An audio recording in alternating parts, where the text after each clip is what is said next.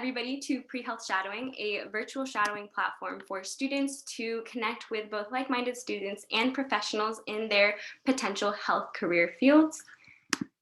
I want to go ahead and start off by giving a little presentation for you guys before we get started. PreHealth Shadowing is a online program which allows students from everywhere to come and connect who may have not had the opportunity to do so before. So I encourage you all to drop in the chat where you're Zooming from so that we can see all the different places where everyone's coming from. It's really exciting.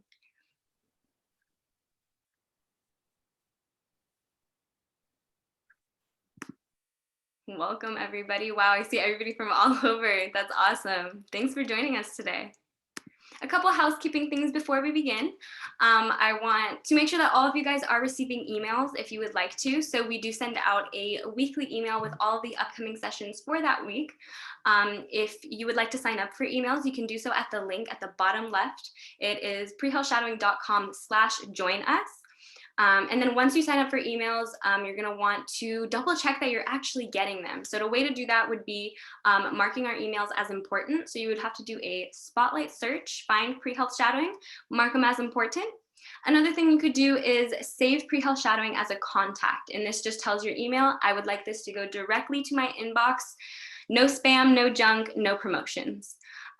So that is how you do that. If you guys have any questions about that, feel free to email us at info@prehealthshadowing.com and we can definitely help you. Another update is that we now have closed captioning for all of our live sessions to accommodate students with hearing disabilities. So I'm going to enable that. Okay, perfect. Has now been enabled. And so this will be a live transcript. And also, if you are viewing this after on YouTube, you can click the transcript button and see the transcript for the entire session. A new opportunity for you all, if you are interested in getting published, this is something that looks great on applications, resumes, CVs. We now have a blog submission where you guys can submit articles, reflections, reviews, or success stories to PreHealth Shadowing. So this is for the opportunity to get published onto our official PreHealth Shadowing website. And so if you guys are interested, you guys can go ahead and click this link. This is not yet accessible from our menu on our website. So this is actually, you guys are the first people to hear about this opportunity. So definitely take advantage of it if you're interested. And we will have more information on this in the future, but this is like our first test run on it. So send us any ideas that you guys have. Please make sure that it is completed. Anything that you submit to us should be in its final form. And so just going forward with that, we're really excited to hear from all of our students. Any parts of today, if you want to submit a reflection from today's session, you're more than welcome to do so. And I will go ahead and set a reminder at the end of this if you are interested. If you are interested in helping out with PreHealth Shadowing, you can become a student volunteer. I will go more in depth at the end of this presentation, so do be sure to stick around if you are interested. You can sign up on our website down here at the bottom, www.prehealthshadowing.com/volunteer. And it's super easy. You can do it on your own time for as many or as few hours as you would like. And it's 100% remote. It's always a plus during COVID. Another update is that our website has been going in and out of failures, and this is due to the high load of students that we have recently been receiving in PreHealth Shadowing. So we are so grateful that you guys are using our program. This is a free program meant to be flexible and accessible for students. And so to keep our program free, I do encourage you, if you are financially able at this time, to please consider donating just $1. This is to keep our website up and running, and hopefully it will not crash today. And so if you guys could please contribute anything you can, whether it's $1, $5, $10, we really do appreciate any contributions you're able to make at this time. You can also find this on our website if you go www.prehealthshadowing.com/GoFundMe. And also please do share this link. If you are joining us for our live session today, I encourage you to post it on your social media. PreHealth Shadowing is not a secret. We do want every PreHealth student in the world to know about us. And so I am hoping that you guys will help us on this journey and repost. Maybe you were at the session today. What's your setup looking like? What are your note taking skills like? Let us know. And if you tag at PreHealth Shadowing on Instagram, Twitter, Facebook, or TikTok, you may have the opportunity to get reposted onto our official page. So PreHealth Shadowing is a virtual shadowing platform. Students can take a post-shadowing assessment at the end of this session to receive a certificate that verifies their virtual shadowing hours. So I do encourage you to take good notes and to ask our speakers some wonderful questions. So you guys feel free to drop questions in the chat, any comments or any questions throughout the entire session. We will have members of our student team who will be taking your questions and moving them to a document so that we can ask them during the Q&A portion. So yes, I'm a dentist. I'm a general dentist. I'll give you a little bit of background about my story and my journey. I graduated from dental school 10 years ago. So I started out for many years knowing that I wanted to go into healthcare. I really loved biology. I loved working with people. And so it felt very natural for me to go kind of this route. I wasn't necessarily sure that I wanted to become a dentist until I shadowed. Actually, shadowing was actually a really big part of my journey. I didn't actually get employed as a dental assistant or anything like that. I know a lot of people go that way. I didn't really do that. I was an undergrad. Like I said, I knew I was going kind of the pre-med, pre-health route. So I got a degree in biochemistry and I was finishing up, getting close to graduation. I did have an older sister who was a dentist, and that actually swayed me the other way. I actually avoided it very, very hard and tried to not go into dentistry. But once she had graduated and started working, I started shadowing her and visiting her at work, and I got to actually understand what it involved. And that got me a lot more interested. And so I went ahead, I took the DAT, and I applied and I got in. So I graduated from the University of Detroit Mercy for my dental, did my dental school there. I have, like I said, a biochemistry degree from Eastern Michigan University. So I am from Michigan. I did see a couple, at least one person from Michigan when you guys were checking in from where you came in, or where you're watching. So I finished dental school in 2010. And after dental school, I knew I wanted a little bit more. And I really liked kind of the medical side of dentistry. So I did a general practice residency. I did it at the University of Michigan. It was very heavy oral surgery, which I really, really loved, and very heavy medical dentistry. So we had a lot of immunocompromised patients, and just more complicated health issues that we had to deal with, and not just teeth and not just elaborate teeth cases, but it was more about treating patients as wholes. So that's kind of what's carried into my life and into my practice today. After that, I did public health for maybe 7 years or so, and then went into private practice. And then very soon after leaving public health, decided I wanted to be on my own and purchased a practice. So I do own and run my own practice. It's a single doctor practice. One doctor, one hygienist, kind of small, but good flow, good rapport with patients. It's a really good, comfortable situation for everybody involved. So that's my journey. That's where I am now. I actually thought this was a lot more of a question and answer, so I don't have too much prepared. So I don't know, Nina, if you want to kind of guide us, or I know there's a question and answer session, but I wasn't sure if you guys wanted what you were focusing on. I did see something about the DAT that was posted earlier. Yeah, definitely. If you wanted to start off with your education, what activities did you do prior to applying, maybe in undergrad, maybe in high school? If you want to start off there, maybe? Yeah, so I did an alternative route for high school. I went through a program that was actually a charter school that was hosted by the local community college. So I was very, very fortunate to be able to get a lot of college credit while I was still in high school. And I took advantage of that, took advantage of it being paid for and kind of having small classrooms. So anybody who is kind of early in their journey, or even not early, but kind of wants to go back and take classes, I do highly recommend the community college, because you really will get very, very small classes. You'll get a lot of individual attention. I remember going in to talk to my professors very easily and getting a lot of help with any issue that I needed. So I was able to get good grades and get a lot of these credits in. So I took a lot of the prereqs actually before I was officially out of high school. I had taken organic chemistry and gen chem and calculus and physics. I took a lot of the really hard prerequisite classes really early on. So when I graduated and I moved on to university, I didn't have a ton of science classes left.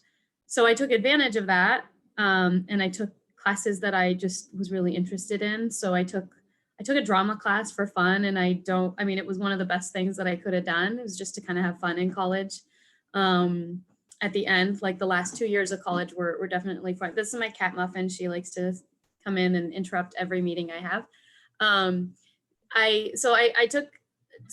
That's a big thing that I would recommend, is take classes that you like and you enjoy.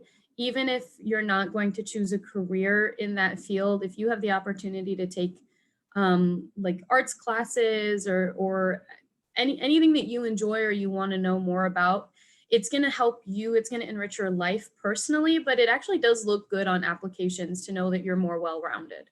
So do something that you love. I actually did do some research as well. I did not do research for credit. It was not sponsored by my university. But what I did was I reached out to, I live very close to a hospital, to the University of Michigan Hospital, and I just kind of reached out to some of the research labs and asked if they needed a research assistant. And one of them did. And so I went in about twice a week for a couple hours and just helped do research. And we worked in a cell lab. And so I was like helping splice cells and things like that, which was really cool. I don't do it now, but it was a good opportunity to know what that world was like, get to talk to the doctors there. So it wasn't directly related to dentistry, but it was really good. It was good for me to have that experience again on a personal level, but I'm sure it also did help with my application, because that was some background information that I had, some extra experience that wasn't just like, going to dental school or becoming an assistant or just going to undergrad and getting the grades. So I did that. I was involved in a few social clubs in college, nothing major, just a few social clubs. I wasn't part of like any sororities or anything like that, but those can be really beneficial. So that is something that I would recommend. I know a lot of my colleagues who were a part of those fraternities and sororities have had some benefit there. So if that's an opportunity for you, it never hurts. My biggest thing is really just do what you enjoy and do what you want to do. So like, I wouldn't ever do anything just for the way it looks on the application, but get some experiences while you're young and you have that flexibility. Anything that's open to you to do, I would do, really. So I graduated. Luckily, I got into dental school. I studied a lot for my DAT. I took tons and tons of practice classes at the time, actually. So now with COVID, I know a lot of this is not easy this year, maybe not even next year. But I signed up for a Kaplan course and I would go there. It was like once or twice a week. I honestly didn't think the course was that helpful. It was basically exactly what the book said. The only benefit to signing up for that course was that they had unlimited access to practice exams. So I would actually go into the center, and it was nice because it was a simulation to the actual DAT, because I was in the center. I wasn't at home or at my library. And I went in and just took practice test after practice test. And it really helped me hone in on what I knew, what I didn't know, what I needed to study, and that sort of thing. But a lot of the books, like Kaplan and Princeton Review, they give you tips, and they're pretty much exactly what the courses are going to take. So I wouldn't necessarily recommend a course unless you're really having trouble even getting through the books. Thank you so much. And so I'll go ahead and let our co-hosts, both Isaac and Barbara, present with the next questions. All right, so the first question that I'm seeing is how has your day-to-day job changed during the COVID-19 pandemic? You know what? Not a ton. I live in Iowa currently. And Iowa I think pretty much every state had a complete shutdown at some point in March, at the end of March. So we were shut down for about 8 or 9 weeks for everything other than emergency care.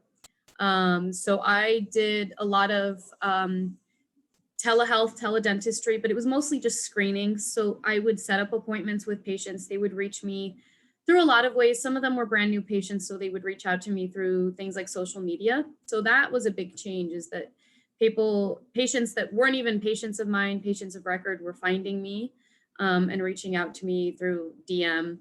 And we'd set up like a Zoom meeting, and I'd do a really brief Zoom meeting, and I would either guide them and give advice, or I'd set up an appointment in my office and we'd see them physically. But since then, we've reopened. Dental care is now considered essential, thankfully, because we know it's really important to overall and general health. So we haven't done too much. We've changed. Before we reopened, I made sure to set up a few things in my practice. So I got some UV filters. I have an extraoral suction that I use for any kind of aerosol procedure. Of course, the masks we use have changed. So we use level 3s and shields or N95s. And we screen all of our patients at the door. So we have them come in with a mask, we take their temperature, and we take their blood oxygen level with a pulse ox. So if they don't pass the screening, they don't get seen. Luckily, most of our patients have passed and they do fine with it. We've had a couple that we've had to turn away and go see a doctor. And luckily, their physicians have agreed with us that it was the right thing to do. So that's really all it's been. It's once we kind of got the hang of it, it's pretty much been the same. Dentistry is pretty unique in that we've kind of been ahead of the curve in terms of infection control. We've been wearing masks and gloves forever, for decades, well before a lot of other physicians and areas of medicine have. So not too much has changed for us aside from like the filters and the aerosols. Thank you. The next question is, what undergraduate prerequisite classes aided you throughout dental school? So the prerequisite classes were at the time general biology, a year of biology, a year of general chemistry. I believe that was it. I don't even know if we had to take biochemistry. Biochemistry, I think, was not officially a prerequisite, but that was very helpful because that is a subject in dental school. It's on boards part 1. So having a background in biochemistry did help me. It wasn't fresh for me at all. So that was helpful. Some of the courses that were not prerequisites that were helpful that I would definitely recommend if you have the time to take them would be histology. I actually really enjoyed histology and cell and molecular biology. I had fun with those. I thought they were really fun to take, but they also, once I got to dental school, I didn't study for histology. We had a histology class and it was like one of my easiest courses. So I would take that. Anatomy and physiology was definitely helpful. That was one thing, I don't want to say I regret, but I took a joint anatomy and physiology class. And I did, once I got into dental school, I wish I had taken an anatomy and a physiology and was able to dive into them more deep and in more detail before getting into dental school. Physiology is very, very complicated. And especially when you have to learn it at the doctorate level, it's a lot harder. So I would definitely take those. But other than that, I think those would be the big ones. Those would be the big ones. Biochemistry, A&P, and histology. Thank you. Next, how did you go about owning your own practice? Well, I didn't do the big, I knew it was something I wanted to do for a really, really long time. It was one of the reasons I went into dentistry, was because I knew that I wanted to kind of be on my own and be an entrepreneur and take on that role. So when I was ready, I kind of just knew. I know that's not really a great answer, but I feel like there are some things as you get older, you start to pay attention to your gut and you start to get really good at listening to your intuition again. Like when you're a child, you're really good at it. And then I think for a lot of us, maybe not for all of you, but you kind of lose some of that. And so I kind of just felt like I was ready. And I started looking around. I knew I didn't want to do a startup for me personally because I had children and I had bills and things like that. And so I didn't really have the luxury of being able to start really small. I wanted something that was already established. So that was something that I knew that was good for me. A lot of my colleagues like to do startups for their own reasons, and I think it could be a really good thing because you get to establish yourself and your brand and your name very early and very specifically. But there's also benefits to doing an established practice, to doing an acquisition. So I chose to do an acquisition. And I just kind of looked around. I got on the internet and really just Google searched dental practices for sale. And then I met with a couple different brokers actually, and toured a lot of the locations. So there was 3 or 4 places that I physically went to. There was a few that I looked into just online and wasn't interested in. And so I physically went to the locations and I met the owners of the practices, and that was really important. We got to sit down and really talk, and they answered all of my questions about everything from the types of patients that they saw to the types of procedures that they did to even things like hours and how they schedule. And then of course, billing and finances and things like that. And just kind of had to weigh my options. And actually the one that I chose really felt right for me at the time. And so I went about it. I had a really good relationship with the selling doctor as well, and that was helpful. So he kind of stuck around. It made the transition a lot easier. So at the very early, he knew he was ready to sell, but he hired me as an associate for about 2 months before I officially bought it. And that kind of helped make the decision a lot easier too. So it kind of gave me an out. So if you're able to do that, still with the intention of buying, it was very helpful. It was a little different than a buy out. Once you get to that, I don't know if this is kind of jumping way far ahead for pre-dentals, but you might start hearing about things like buy in and buying out. And buying in is when you're hired as an associate and you start to kind of pay in. That sometimes can be really complicated. So that's not what I did. It was a buyout with just like a 2-month attachment where I was hired as an associate. Thank you. The next question is, how has social media affected your practice and connections? It's been really great. I haven't been on social media for very long, actually. I kind of avoided it. I mean, back in the day, I used to be on Facebook, and then I got off all of it because I didn't want to deal with it. And I actually only got back on, I only got on Instagram after I opened my practice. And it's been really great. I get a decent number of patients from my Instagram. I like to do a lot of education. I don't do a lot of before afters for my own reasons. I know there's a lot of doctors that do that, and that's great. Personally, I choose to just kind of keep it education based, and I like to help break down a lot of people's fears and anxieties about dentistry. And I do that by using humor and education and not really necessarily showing good or bad teeth, because I feel like a lot of times that actually adds to the shame.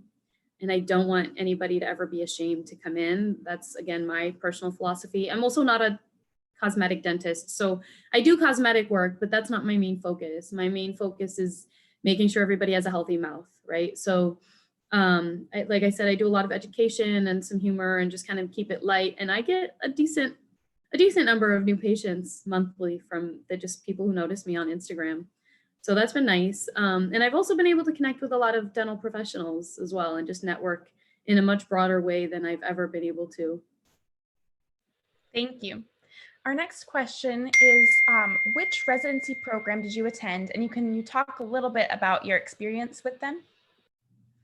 Yes, so I did a general practice residency. So after dental school, residency is optional, and most of them are specialty programs, but there are 2 that are for general dentists that are not specialties, and they are a general practice residency or an AEGD, which is an advanced education in general dentistry. They sound very much the same. They're both 1 to 2 years, usually 1 year with an optional second year at some programs. And they're usually, again, this isn't like a hard rule, but usually an AEGD is based on a dental school campus and you're in like a graduate clinic. And a GPR tends to be one that's hospital based. Like I said, I felt like a GPR was right for me. I was a little burnt out after 4 years of dental school, so I really didn't want to be on a dental campus anymore. And I wanted something new. But like I said, I also really enjoyed the medical side. I liked the diagnosis. I liked kind of putting the pieces of the body together. So I had a lot of fun with that. And then again, my program was very heavy oral surgery. And I really like pulling teeth and doing surgeries. And I got to see a lot of really cool cancer surgeries and TMJ surgeries and things like that, that I probably would have never been able to see, let alone scrub into and assist with. So I think that experience was invaluable, regardless of, how many cancer surgeries I do nowadays. I know I always have that information in the back of my mind. And I look at patients a little differently. It trained me to look at patients as people, which seems like everybody should, but in dental school, you're very, very focused on teeth. And then that kind of helped me take a step back and see the big picture. Thank you. The next question is, what do you wish you knew before going into dental school? This one, I kind of always have an answer for this, and people think I'm joking, but it's very physical. It's very, very physical, and I really didn't quite know that. And so it took me a while. I think early in dental school, they did a quick, I don't even know if it was a full course or just like a seminar about ergonomics, and it wasn't enough. And so I remember the first day that I had a really long clinic session, I was like at the fresh in clinic in dental school, and I had a hard time walking to my car after school. So just understanding your body mechanics is really important. Making sure that you are keeping your body fit and healthy and strong is really going to benefit you a long way. And just kind of getting ready for that. Thank you. Next, can you talk a little bit about how you achieve a work-life balance? Well, dentistry is actually really great about that. We tend to have the ability to set pretty decent hours. We don't typically work at night. I mean, of course, there's always jobs that you might work at night or do weekends. There are clinics that do that, and even some private practices that do that. But it's not as much of an expectation. As a resident, I was a hospital resident. I did have a pager, and I thought it was really cool the first day they gave me a pager, and then I wanted to break it in half after it was ringing at 3 a.m. every night.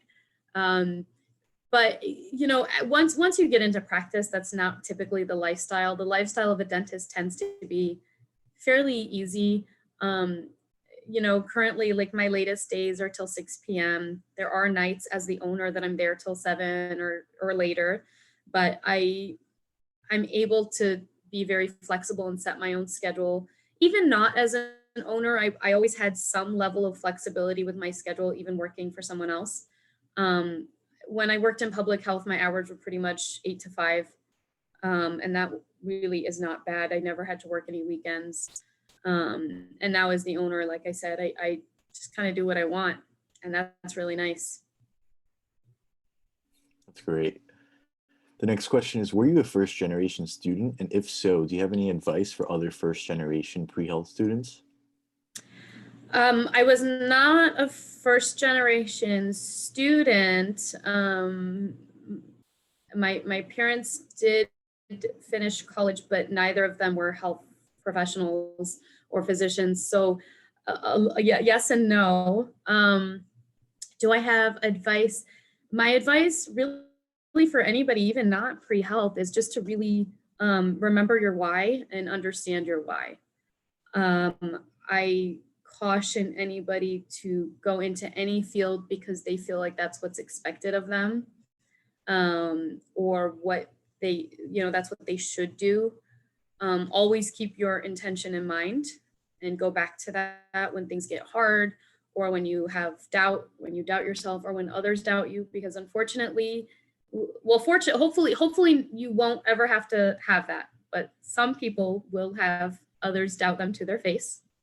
But just go back to your intention and your why and write it down. Writing things down is very, very helpful. I'm a big believer in writing everything down.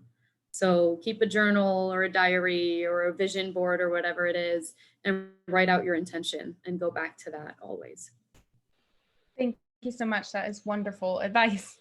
Next, what have been your most interesting patient cases? Oh, wow. Interesting is kind of vague.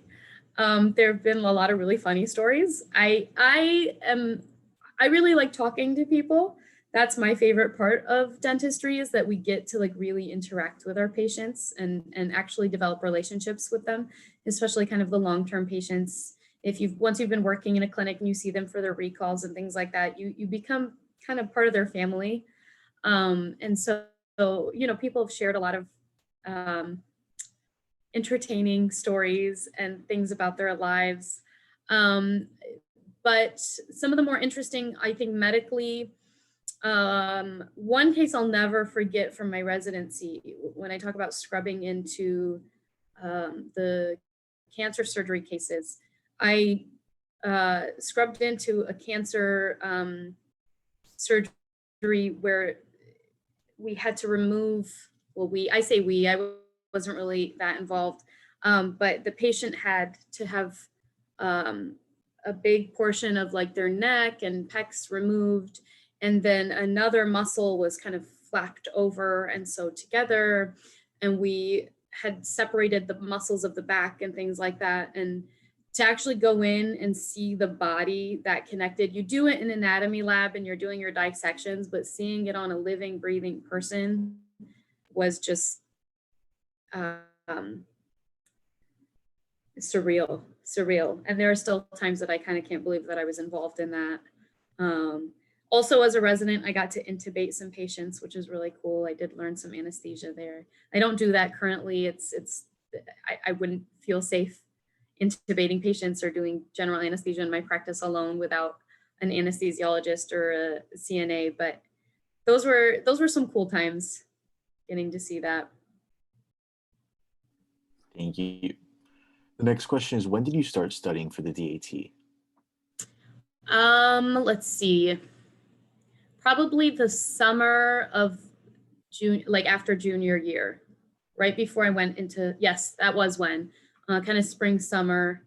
I had one more year left of undergrad. And so I studied for my DAT, and then I applied for dental school that fall. So I just spent pretty much all summer. I did still take courses. I never really had any summers off before then. I took courses, but I had like 1 or 2 classes in the summer, and the rest of my time was just spent studying for the DAT. So it was like a 3-4 month intensive study, just all day, most days of the week. Thank you. Next, how many patients do you see daily, and how often do you see these patients? How many patients I see daily changes a lot. It can be anywhere from, like, I would say generally about 12. That's kind of like the general answer, about 12 of my own patients, not including hygiene. But it can vary. I mean, there's definitely days where I see over 20, and then there's days where I might see like 8, depending on, I like block scheduling. And once you get into there, I don't know if any of you are dental assistants, you might be aware of what block scheduling is. But sometimes as a general dentist, when you're kind of doing everything, you just kind of go with the flow. And especially this year with COVID and things being a little different, there's days where we just, we have a lot of emergency patients call and we got to see them. And so I'll see 20 something patients in one day. And some days are light, and I live in Iowa and it snows or people get sick. This year, again, we've had days where like 4 patients in one day have called in sick, and we won't see anybody who's not feeling well this year. Our threshold for when we turn patients away has gotten a lot more sensitive. So It varies, and it can vary depending on the type of dentistry you practice too. Thank you. Regarding that previous question, can you briefly explain block scheduling? Yeah, so block scheduling is what a lot of private practice well, even in public health, we did block scheduling too. And what that means is when you set aside hours of your day for very specific procedures. So you might want to start your day with a crown prep. And then let's say you have 2 chairs that you're running. So you might want to start your day, you have like an hour and a half slot for a crown prep. And then on the second chair, you'll have like a crown delivery or a check on something else, like a post-op that you're seeing.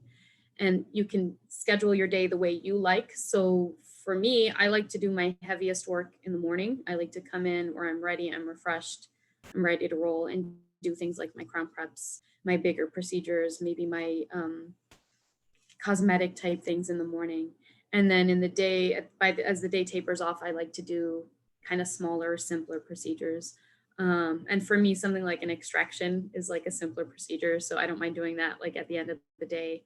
They usually don't take me very long and I can kind of get it done and move on to the next. So it's just figuring out how long everything takes you, and everybody's time is going to be a little bit different. How much time you like for each procedure, and then where you want to group them.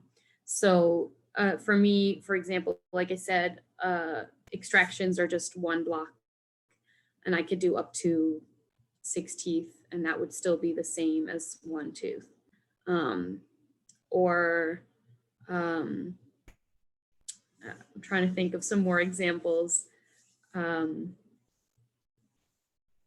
You know, like a root canal or something like that. If you do root canals, you might want to do them again in the morning. Anything that I have to spend a little more time or brain power on, I like to do in the morning. And then I just sit down with my team and they know how long each procedure takes me, and then we schedule it that way. Thank you. Could you talk a little bit more about telehealth and how that plays into dentistry? Yeah, so in the dental world, it's kind of tricky. Dentistry is very surgical. It's procedural, so it's kind of limited. I actually, during quarantine days, I actually joined with a couple of teledentistry companies as well, and it was very limited in what we could do. So again, there were some times where patients would send me photos of things, and that's not always the best. So it was like photographs and text messaging back and forth. The easiest way to do it was to do a video call. And even then, sometimes it was really hard to see. Patients don't always do a great job of showing you something in the inside of their mouth where they need light and mirrors and things like that, and you just don't have them. But it was a good way to kind of guide people. There's a lot of times dental emergencies can be very scary. They're painful, but also people just don't know what to do if they chip a tooth or break a tooth. A lot of people think that they've chipped teeth and they're actually cavities that are causing holes in their teeth. That is something I saw on a daily basis, and that's not actually a chipped tooth, and it's usually not even a true emergency that I would go in for. Sometimes I would, of course, depending on the pain level. So I think it's important to have, and I still do open it up. I still do have patients reach out to me sometimes, but usually, personally, I feel like in dentistry, it's so hands-on that it's really just best to come in and be seen physically. Definitely. Thank you. The next question is, how did you decide to go into dentistry over other health professions? There was a few things. Like I said, shadowing helped a lot because before that, I just didn't think I would like it. I wasn't sure what it was about. And then, shadowing my sister helped me kind of understand what it really involved. But kind of the other questions that people asked, those things like the lifestyle did play into it for sure. That was very appealing to me, the ability to have a flexible lifestyle and not necessarily have to do weekend and evening calls and things like that was very, very appealing. Thank you. Next, what would you say was the most challenging thing that you faced on your way to dental school? On my way to dental school,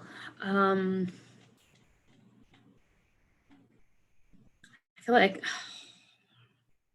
there was a lot of uncertainty. I think that was my biggest fear. Pre-dental, it was just uncertainty. You know, am I going to get in? Am I doing enough?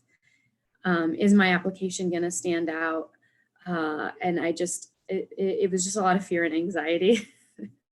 So it was probably all in my head. There wasn't really anything external that was really blocking me in the pre-dental days. It was just internal fear and anxiety that I had to deal with.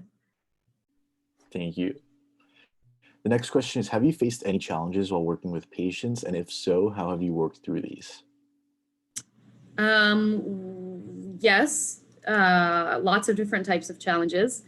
I'm going to take that question and turn it in. I'm going to approach it on a clinical side because there's a lot of challenges that I faced with patients on many fronts. But on a clinical side, one of the nice things about being a GP is that I get to refer. So if I don't know something, I am not ashamed to say it. I will tell patients I don't know. I think there's a lot of power in telling your patients you don't know the answer to something. And pretty much every time I've ever told a patient that, they've actually respected me a lot for it. I let them know I don't know. I will ask, I'll find out. Sometimes it's a matter of let me contact my colleagues and do some research and get back to you. And a lot of times I refer them to a specialist, and it's great. I mean, patients are very understanding about that, and they want to know that they're getting the best care, regardless of who's doing it. I know in the dental field, especially with GPs, I hear it a lot with my colleagues that they feel the pressure to be good at everything because they're general dentists. But I think we're putting that pressure on ourselves. And once you're able to really just communicate with your patients, then they get it and they're happy as long as they know they're not being tossed aside or ignored, as long as you're really listening to their concerns. I think most patients just want to know that they're being heard and not ignored. So I refer a lot. I have good relationships with the doctors that I refer to, and I respect them a lot. They did extra schooling and they have different experiences than I did. So I refer. Thank you.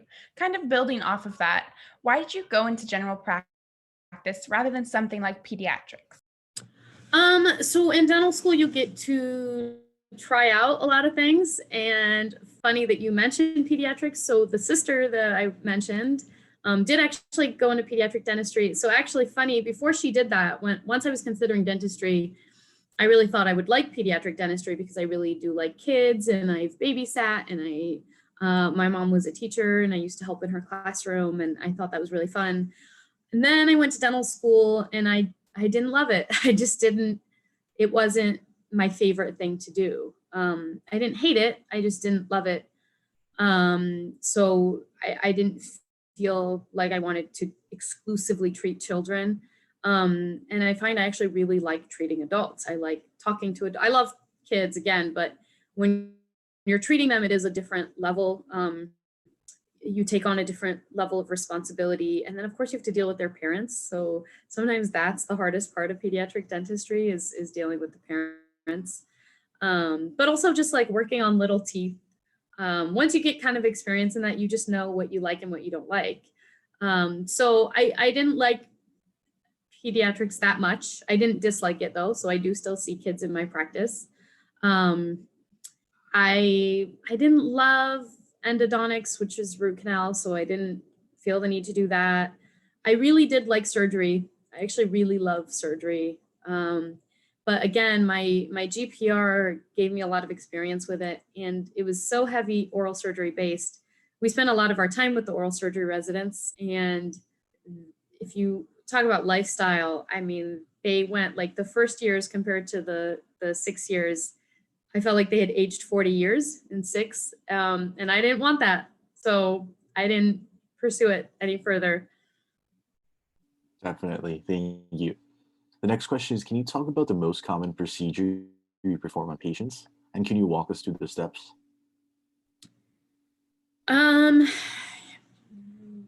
Probably fillings are probably the most common procedure. And the step of a filling is, so you start with a tooth that is decayed or has a cavity. And what you have to do is you clean that out, and you clean that out by removing it. And that's what that drill is for. And so you cut away a part of the tooth that's decayed. You make sure it's clean. And you want to put a filling in there. And I exclusively do composite fillings now. I don't do amalgam fillings anymore. So there's a few steps with that. Sometimes there's a disinfectant or a desensitizer that I put on the tooth surface. And then we do something called etching with an acid etch. So it's a phosphoric acid etch that you put over the tooth. And that kind of opens up the tubules of the tooth to accept the filling. And then there's a bonding agent that you place. And the bonding agent is going to be basically the glue that sticks the tooth to the filling. And you put that on. It's a very thin layer of a liquid. It also comes in a liquid, and you use a little, like a fuzzy ended brush, just a little tiny little brush that you put on, get a very thin layer of that. And then you cure it with a light. So there's a lot of curing involved.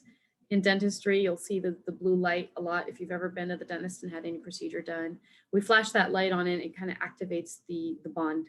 Then you put the filling material in, you shape it to the shape that you want, you shape it to the tooth, usually try to make it look like a tooth, and not just for cosmetic reasons, but the shape of the tooth plays very heavily into the function. So you want to replicate the tooth shape and aesthetics to get the right function, right? So you want to be able to chew with it and speak with it and things like that. And then you cure that, and that hardens that material. And then usually there's some level of polishing and finishing to make it shiny and nice and pretty, and also to make sure that bite is correct. And that's it. That's pretty easy. Before that, I didn't mention, usually that does involve some anesthetic. So you have to numb the patient up. So I usually use a little bit of a topical anesthetic first. It's a little jelly that kind of gets the gum tissue a little bit numb, and then we do an injection, usually lidocaine or septicaine. Thank you. That is super interesting. Next, is there a reason that you only do composite fillings now? There's a few reasons. So amalgam fillings do contain mercury, and so we're taught in dental school that it's safe because it's inert, but in a lot of countries it's not legal anymore. So I sometimes I had a hard time with that very early on, even in dental school, that it might not be the safest thing. But also most patients don't like the way they look anyway. So it really just doesn't seem like anybody would want to. Most of my patients don't want them. Sometimes they ask if I do them and they really don't want them. And composites back years ago, composite wasn't as strong or as reliable, but the technology has come a very, very long way, and they're very, very strong now, and they last. And we've gotten much better at how we do composites. So they're not as weak or even as sensitive as they used to be. Thank you. The next question is, what are your thoughts on taking a gap year after undergrad? I'm pro, do it. Why not? You're only young once. So if you need a year, if you're financially able to, or if you want to work for a year and save some money, dental school is really expensive. So if you want to get some cash and pay for dental school or pay for living, great, because that student debt is not a joke. And if you want to just go live life, I'm pro it. I didn't do it. Sometimes I wish I had, but I didn't. But I'm not against it in any way, shape, or form. I don't think it's a bad thing at all. I think sometimes people are afraid of it because they think they might not want to do it anymore, but all the more reason to do it, I think, honestly. Definitely. Thank you. Next, how did you deal with the anxiety during your years before dental school that you had talked about, and to keep a healthy mindset? I really just focused on the end goal. I knew I was going to do it. It seems kind of dramatic, but it was like, there's no choice. This is what I'm doing. And then of course I had my backups. So I always knew if I didn't get in, what am I going to do the next year? And so I had a couple of things mapped out. I'll either do backup plan A or backup plan B. And that was it. Like, being prepared for worst case scenario was very helpful. But not giving up. Like, I kept going. I went to school.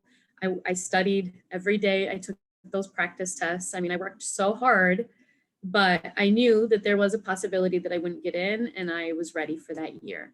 So it wasn't just like, oh, if I don't get in, life is over. It was, okay, if I don't get in, I'll do a graduate program, or, I'll switch gears or something like that.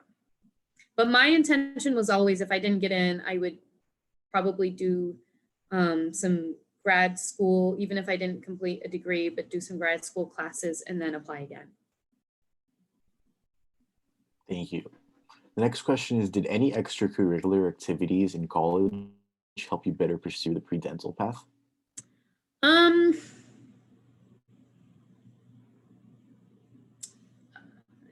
Not specific.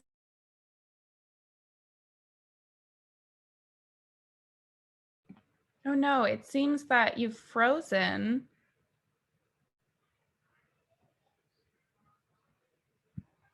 I hope I'm not frozen. Yeah, she said if she froze, she would try to connect through her phone. So Okay. we'll wait until she connects through her phone. Definitely. Yeah. Sorry, I got a little scared there, everybody, that I was the one that was frozen. But I guess we'll just hang out here for a second. Feel free to keep dropping all of your questions in the chats. They are amazing. And we will try to get to as many as we can before our next 30 minutes is up.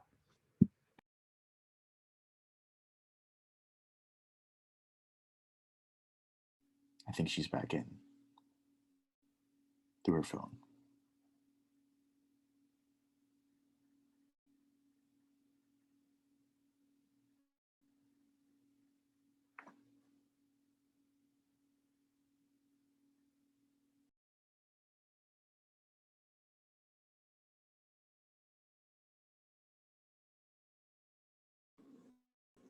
Hi, is it working?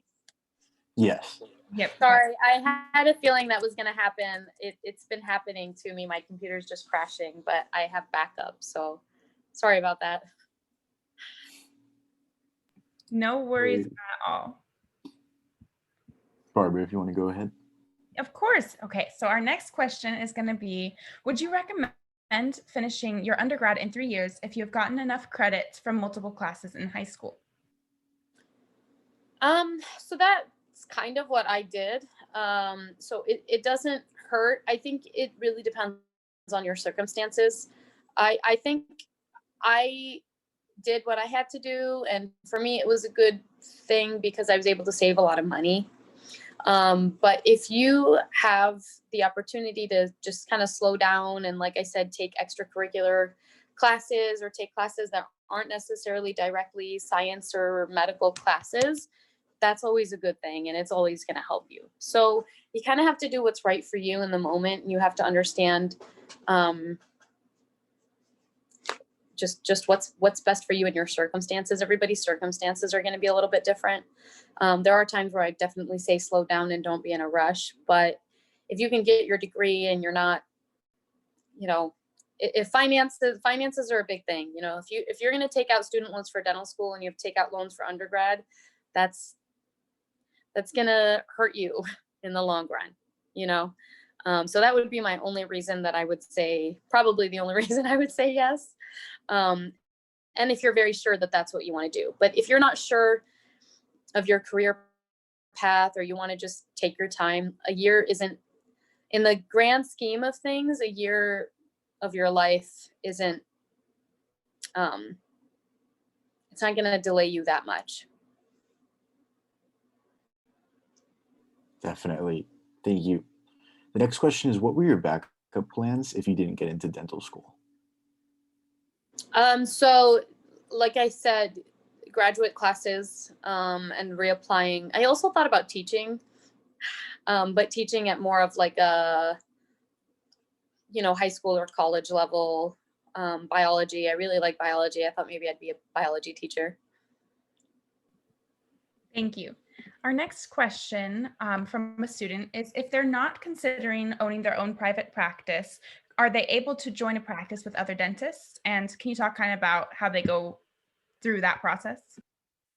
Yeah, actually, that was my, I did that for a little bit too after leaving public health. I joined a group practice. How you would do that, you basically just find, there are a lot of big group practices out there, and you just ask around, you look for associate jobs. A lot of time the dental school websites will host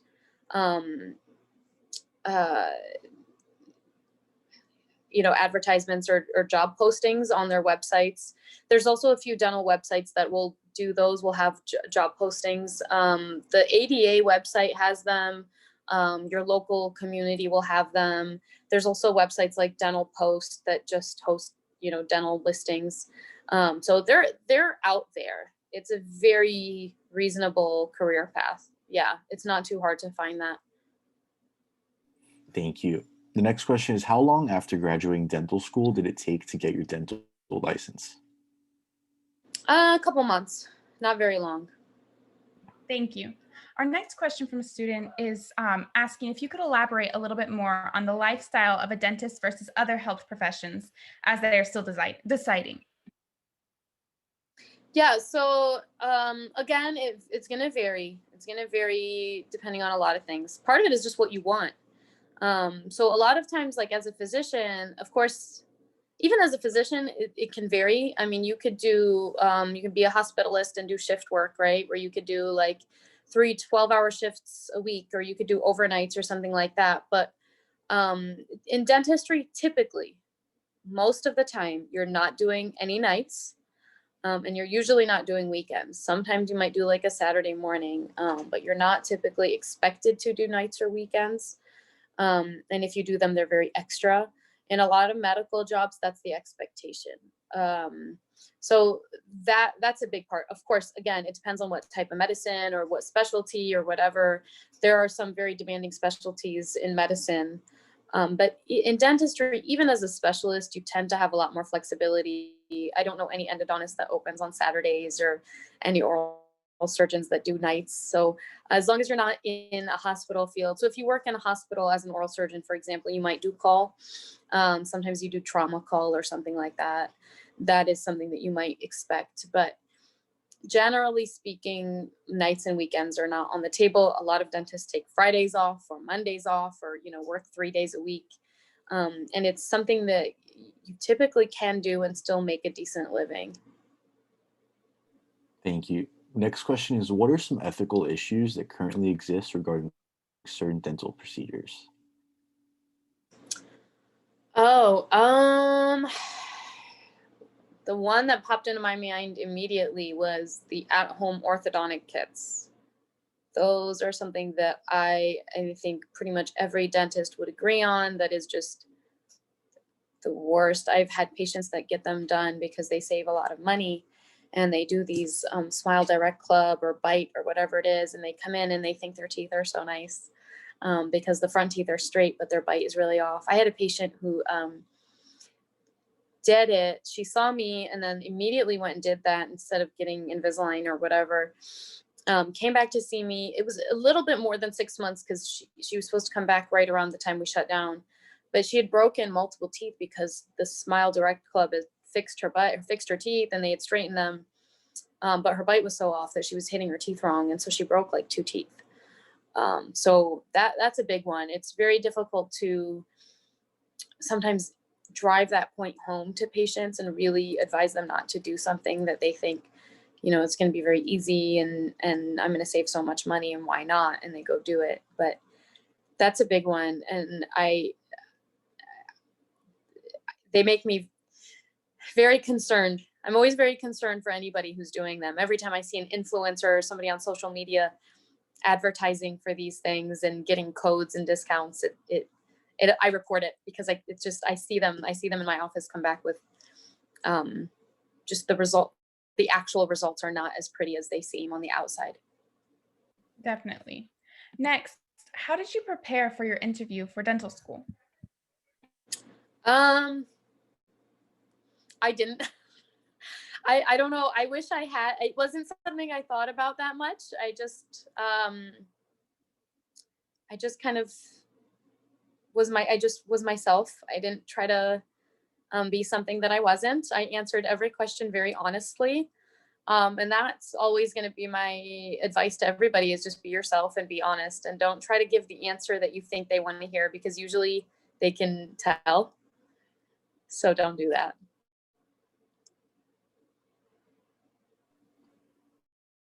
Sorry, thank you. Could you go over how determined, or sorry, I lost the question.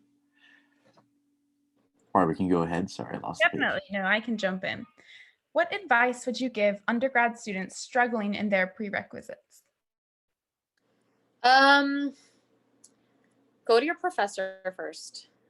First and foremost, go directly to the professor. So if you go to a small school, like I said, usually they're very, very, very accessible. At some of the bigger universities, it might be a little harder, but send an email, reach out, and see what the professor recommends first. After that, try to join for me, I'm very social. I like to have some of that camaraderie. So I would find a study group if you can, or a tutor. But take your time. If you're really struggling with a course, make sure you're really dedicating a proper amount of time to go back. If you've gotten far enough where it stops making sense and you've already been, you're halfway through the semester, don't be afraid to go back and get like some of the books that break it down a little bit easier. When I was studying biochemistry, actually, I was getting ready to take the DAT, and sometimes studying it from a DAT book, which was much simpler, helped me get those the building blocks down pat, and then I was able to go back and study the more complicated stuff. So go back to basics and just dedicate some time to make sure you're getting those basics down. Definitely, thank you. The next question is, what technology do you use on a daily basis and how does it work? In practice, I have digital charts. I'm completely digital at my office. So digital charting, digital radiographs. I use intraoral cameras, which are really great. I can zoom in and take photographs of patients' teeth in a kind of a magnified view. And then I use that a lot for patient education. So patients understand a lot better when they can actually see what I'm looking at too. Thank you. Next, can you please discuss how having kids affected your life and studies, if it has? So I was completely graduated, so I didn't have to deal with a lot of that, fortunately. I don't know how I admire anybody who had children in dental school, because I can't even imagine what that would have been like. Thank you. The next question is from a student who's interested in Detroit Mercy Dental School. They're asking, how was your experience there and what could have been better? It was great. It was great. I loved it. You get a lot of really good hands-on experience there. Definitely heavy surgery, which again was great for me because I just really loved it. So I got to pull a lot of teeth. What could have been better? I don't know. Maybe more research, or maybe more research opportunities or things like that. But it's a very good program, very well-rounded, and they do a really good job of exposing you to a lot of things. So it's a good school. Thank you. You talked earlier about a very interesting case, but could you talk about your most challenging cases? Most challenging cases. I think some of the most challenging cases. So I will say, anything that I know is beyond my scope, I refer. I've gotten pretty good about knowing what I can handle and what I can't handle. Some of the most challenging cases that I have had are dealing with patients, so personalities. And I usually just deal with that by, a lot of times I find it to be kind of a challenge. So when somebody comes in and they're kind of giving me attitude, or I feel like they don't like me, I take it as a challenge to see if I could change their mind. And sometimes I can, and that's really great. And if I can't, I've learned how to advocate for myself and how to use words and communicate that I have some authority. I don't like to use that word in the wrong way, but like there is, I do have authority. I have had to dismiss a couple of patients from my practice. It doesn't happen often, but that can be challenging. It's very sad to me to have to kind of break up with a patient, but I've had to do it. The latest one that I had was somebody who just blatantly refused to take my advice time and time again and continued to come in for emergency treatment. Needed some gum care, had very unhealthy gums, very unhealthy teeth, and refused to get any preventative and disease control treatment done, and just wanted like a bridge to replace a missing front tooth, and would come in for emergencies all the time. And that was tricky. It was a little more complicated than that, but after a while it just got to a point where I didn't feel like we were a good match, and so I had to write a letter and dismiss that person. Definitely. Thank you. The next question is from a student who's asking, is it safe to remove an existing amalgam filling? And is that a common procedure? It is a common procedure. It is safe. There is a way to do it safely. I usually do use some like a rubber dam or some sort of protection so the patient isn't swallowing it. But I do it every day. Pretty much every single day I'm removing amalgam. So yes, it is safe. Thank you. Next, how many dental schools did you apply to? Don't do what I did. I applied to 2 and I got in. I don't necessarily recommend that, but that's what I did. Thank you. The next question is, can you share your experience in public health dentistry? Yeah, I really love public health. There was a part of me that thought I would stay in public health forever. I love public health because I felt like I was really making a difference when I worked in public health. I got to treat patients who were very neglected, really, by the system in a lot of ways. I mean, there were patients who didn't have insurance at all, very underprivileged people who really just wanted care and deserved care. And so I really, really enjoyed it. I left public health. There was a few reasons at the time. I just felt like I needed something else. But there are times where I think like I might go back, or I might, I think it's really beautiful, especially third job? I don't know. I kind of moved around a few times. So I had a few different jobs, but one of my public health jobs was actually hospital based too. And so we got to see a lot of, again, immunocompromised or medically compromised patients. I got to do OR cases. That was something I didn't talk about, actually. I've been doing this for a while. I did this in my GPR, and I got to do it in my public health job. The latest one that I had at the hospital was I got to do sedation cases where I had an anesthesiologist sedate the patient, but then I would do full treatment. So a lot of these patients that I did these cases on were, I'm sorry, I'm getting messages and it's like throwing me off. I need to like mute my phone. I'm so sorry. So I did a lot of special needs cases. So again, that was something I did a lot in my GPR, and then I did it a lot in public health here because it was hospital based. So patients with special needs who otherwise could not sit in a dental chair and have dental work done were seen. They were sedated by an anesthesiologist, and then we'd go in and just do full treatment, everything from x-rays to cleaning to fillings to extractions, anything that needed to be done. There was actually one interesting case that I had was I actually did a bridge for somebody under general anesthesia. And that was pretty special because we were really scared that he wasn't going to get coverage to have anesthesia twice.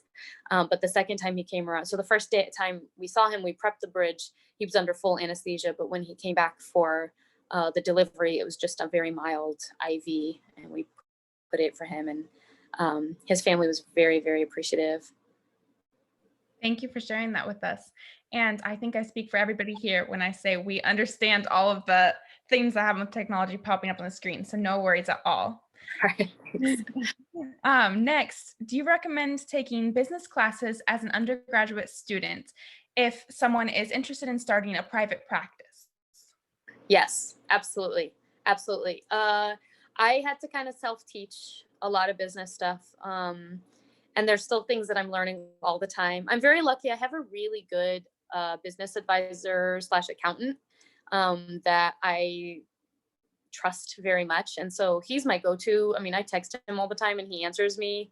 I text him all sorts of questions, or I'll call him up, and he's very responsive and very, very helpful. So that's very lucky. So if you find a good business advisor too, and search around, you know, interview people, find out who you click with. I'm a big believer in that, and just kind of vibing with people. I know that might sound funny to say, but if you vibe with somebody and you understand them and you speak the same language, it goes a really long way. So I use him a lot as a resource, but also I come from a family of business owners, so I had a little bit of knowledge about that. But yes, definitely take business classes if you're able to. It's only going to help you, and it'll probably help your application too, actually. Thank you. The next question is, are there any lesser known oral diseases that people should be more aware about? Oh my gosh, so many. um,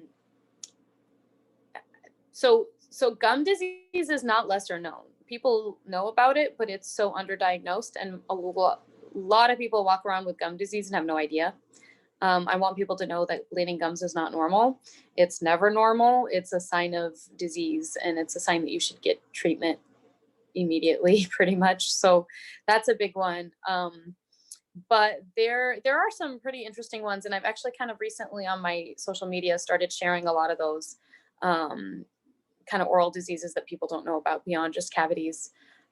Diseases of the mouth are very, very interesting to me. It's something that I really love, and so I actually really like talking about them. Tongue diseases are very big, and it's something that I'm smiling about because I get really excited talking about them. But brushing your tongue is very important. Plaque on the tongue can lead to a lot of diseases. But there's a lot of like fungal infections that can happen in the mouth and tongue, or viral infections that people aren't necessarily aware of. And there's some pretty good treatment for those. Thank you. But gum disease is a big one. Yeah, definitely. Yeah. How many hours of your day do you spend seeing patients versus charting and other paperwork?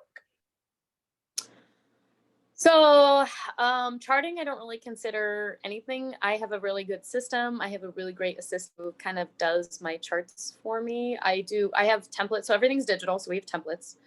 So immediately after we do a procedure, she puts in the template and fills in all the information, and then I just check it. So it takes like no time. I don't consider that like extra time. Paperwork and administrative work, I might spend like an hour maybe a day kind of throughout the day doing. Again, I have really good staff. That's really important. To hire the right people is huge. So I actually hired my staff. I met them at other jobs, so it was like working interviews. So I knew they were good before I hired them, and they're just phenomenal at what they do. So that helps a lot. And then I usually spend a few hours a week, like on a Friday or a Saturday. Even sometimes I'll go in on the weekends and do some administrative work and catch up. I can't tell you how many hours, because some days I have one thing to do, and then there's some days, usually like at the end of the month or the beginning of the month, kind of that transition where I'll spend many hours making sure all the accounts and everything are in order, all the bills are paid, everything's in order. And then again, I hire an accounting company to do a lot of that for me. Thank you. The next question is, what is the most unusual case you have encountered either in school or your practice? I get this question a lot, and you'd think that I'd have an answer. And for some reason, every time I get this question, I draw a blank. Most unusual. Okay, this one's fun. It's gross, but it was fun. I had a patient in dental school. So in dental school, we used to have somebody else screen the patients for us.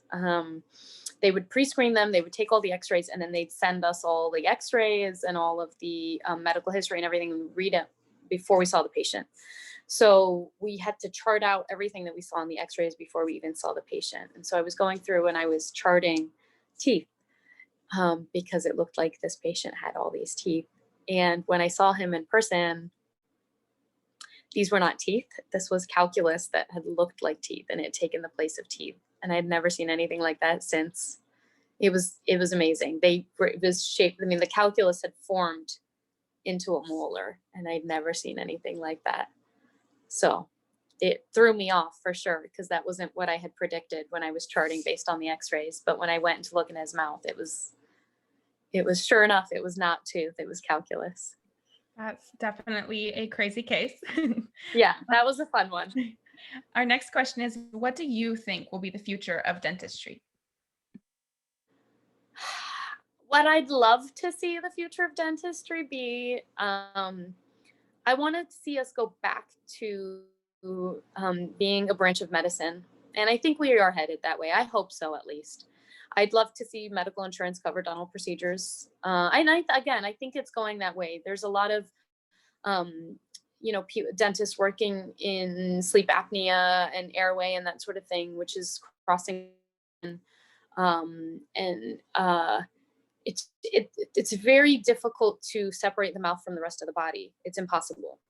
So I'd love to see more collaboration with our medical colleagues. Thank you. The next question is, was there anything in dental school that was a culture shock for you? Yeah, I I was a good student, a very good student my whole life, because I was very blessed to just understand things pretty easily. Dental school was a lot more than just understanding. You had to memorize so much. And that was really hard for me. I never had to sit down and just memorize things. I just understood things. So that was a big culture shock. It was the memorization. And then also dental school is very unique. It's different than med school because not only are you sitting there trying to memorize all the stuff that you're learning, you have to go in to the sim lab and practice cutting teeth. And so you have to learn a new skill. So that was big. There was a lot to learn. Our next question, it could be a tricky one, maybe not, is if you could describe dentistry using one word, what would it be? Oh man, one word. I don't know that I could think of one word. It's artistic. It's an art science. It's both. Not one word, but two words, I guess. Art and science. That's perfect. Thank you. The next question is, if you could give advice to your younger pre-health self, what would it be? To breathe, to relax, and to just enjoy it. Enjoy the ride. There's no rush. That it's going to be here waiting. Yeah, there's no rush. Thank you so much.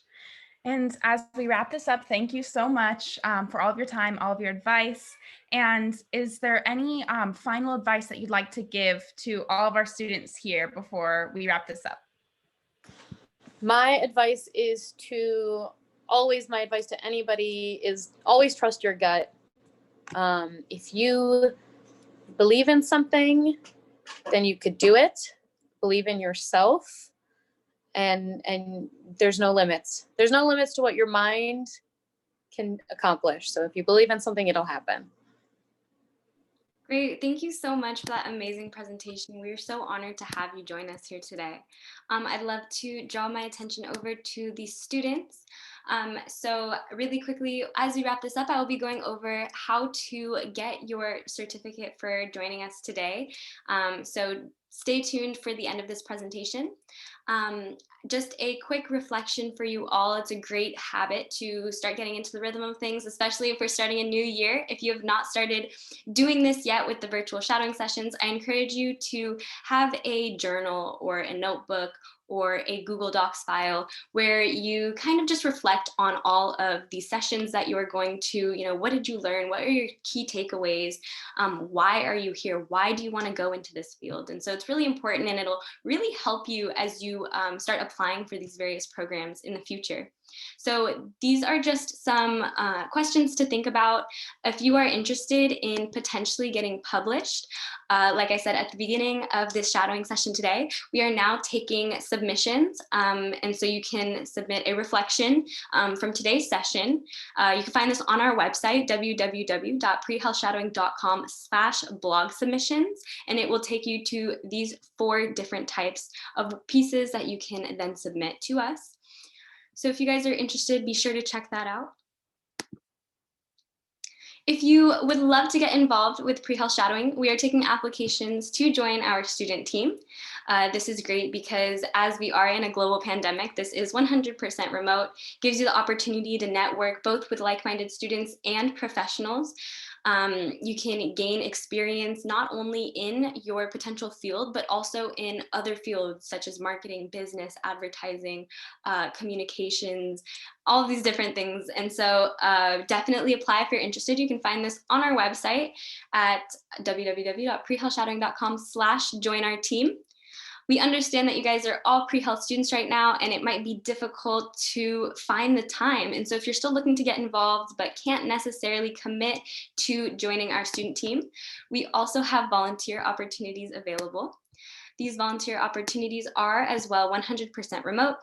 You get to, contribute at whatever time you would like for as many or as few hours as you would like. So if the only time you have is at 3 in the morning on a Friday night, that's okay. And we would love your help whenever you can. And so if you're interested, you can sign up on our website. We do have some interesting things coming for our volunteers this coming week.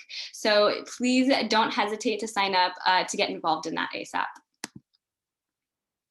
I am asking for everybody in this session or watching this session after to please pull out your phone and to join our fundraising team.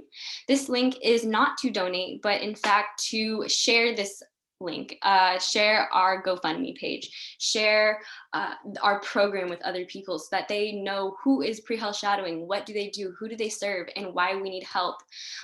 So I encourage you guys to, as this is the holidays, please send this to your family.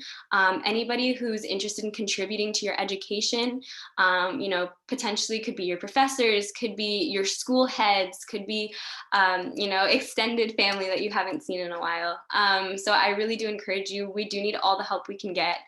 This is a free program. We are looking to keep this program free and help fight inequity in health education, which will ultimately help us promote diversity in the various fields.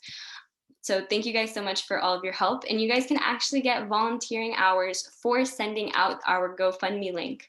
So be sure to sign up as a volunteer if you're looking to get some hours for this. Be sure to tag us in your social media posts at PreHealth Shadowing. You can also use the hashtag PreHealth Shadowing, and this will give you the opportunity to get reposted on our official account. We have an upcoming session tomorrow at 10 a.m. Pacific Standard Time. Be sure to sign up on our website. The link is below.